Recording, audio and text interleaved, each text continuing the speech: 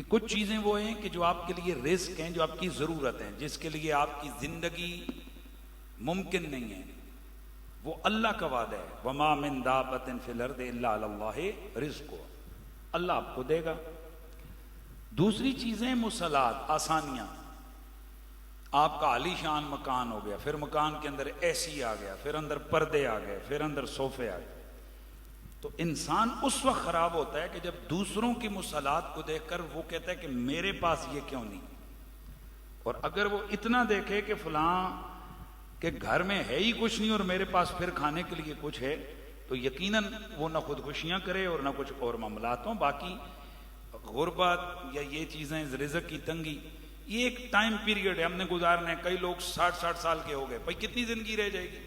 اس سے مجھے پتا چلا جی ایک بابا جی نے خودکشی کر لی، پل سے گر کے، جی بل زیادہ آ گیا، لا الہ الا اللہ محمد رسول اللہ۔ یار یہ کیا ہے؟ حرام موت مر گئے۔ یہ بل آ گیا، بھائی بل نہیں ہے تو نہیں ہے، بس ٹھیک ہے نہیں ہے، کیا کر سکتے ہیں؟ پھر آپ حضرات سے بھی میری گزارش ہے کہ دیگیں پچانے کے بجائے، دیگیں لوگوں کے اندر جا کر تقسیم کرنے کے بجائے، مزاروں پہ 10-10 ہزار کی چادر چڑھانے کے بجائے، خدا کے لیے اسی بابے کے ایصال ثواب کے لیے محلے کے کسی غریب کے گھر آٹا بھیج دو یار، مہربانی۔ یا ہم لوگ سارے دیکھیں کہ بھائی ہمارے پڑوس میں کوئی آدمی ایسا تو نہیں ہے کہ جو کہیں خودکشی کر رہا ہے بل نہ ہونے کی وجہ سے۔ یاد رکھیں ہم ساروں سے پوچھا جائے گا۔ میں تو خود اپنے لیے روتا ہوں کہ یار پتہ نہیں ہم سے کتنا کچھ پوچھا جائے گا۔ تو کوشش کریں کہ اس زندگی کو اس طرح جئیں کہ اوروں کے بھی کام آئے۔ تو بہرحال مشکل میں آئیں تو خودکشی کر لیں، یہ اسلام میں کوئی اس کی گنجائش نہیں ہے۔ تو مسحلات اور مسیلات جو ہے نا، ان کے لیے بندے کاوشیں نہ کرے، وہ فلانا جناب والا ایسی والی گاڑی میں، وہ کروڑ روپے والی گاڑی میں بیٹھا ہے۔ بھائی تمہیں اللہ نے پاؤں تو دیے ہیں، اس کو دیکھو نا جس کے پاؤں ہی نہیں ہیں۔ تو اس لیے حلال راستہ چلیں۔ میں نے آپ کو بتایا میرے والد گرامی نے ساری زندگی ہمیں حلال کھلایا، لیکن انتہائی غربت کے عالم میں ہماری زندگی گزری۔ غربت میں غریب تھے میرے والد صاحب، قرضہ ہوتا تھا، ہم فیملی ممبر زیادہ تھے، 12-13 میں فیملی ممبر۔ تو ایک دفعہ آپ نے ہمیں کہا تھا کہ بیٹا میں نے تمہارے لیے کچھ بھی نہیں بنایا، پر اتنا گارنٹی ہے کہ میں نے تمہیں حلال کھلایا، اگر اس حلال میں طاقت ہوئی نا تو زمانہ دیکھے گا۔ ٹھیک ہے، حلال کھلائیں اولاد کو، اس میں بڑی طاقت ہے۔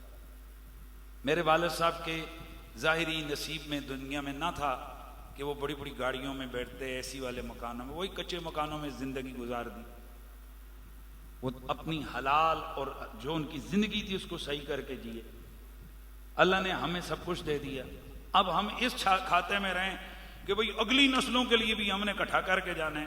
یہ نہیں ہو بھائی، خود اللہ نے دیے، خود بھی کھاؤ، اولاد کو بھی کھلاؤ اور دین کے اوپر بھی لگاؤ۔ باقی کیا پتا تم کروڑ روپیہ چھوڑ کے مر جاؤ، 10ویں دن تمہارے بیٹے لڑے، 20ویں دن ختم ہو جائے۔ میں نے اندر ایسے ایسے لوگوں کو دیکھا جن کی کئی ساتھ تقریباً 10 ہزار کنال پراپرٹیاں، پلازے، مارکیٹیں اور پوری کمپنیاں تھیں۔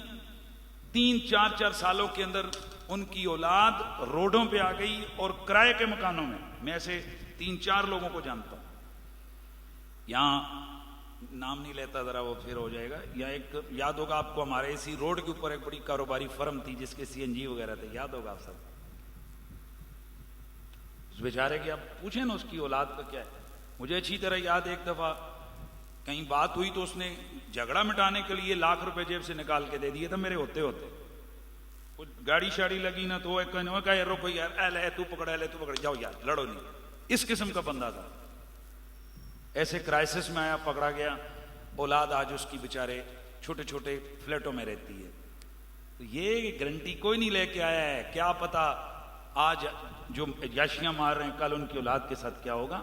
بس اپنا اس طرح زندگی بندہ گزارے کہ اللہ سے ٹکرائے نہیں، وہ خدا کی شریعت سے دولت اگر ملی تو اس کو انسان کے طریقوں سے، انسان کا بچہ بن کے اس کو استعمال کرے، باقی اللہ پہ چھوڑ دے۔ اللہ تعالیٰ وہی کرنے والا ہے، جسے چاہے رزق کھلا دے دے، جسے چاہے رزق کو تنگ کر دے۔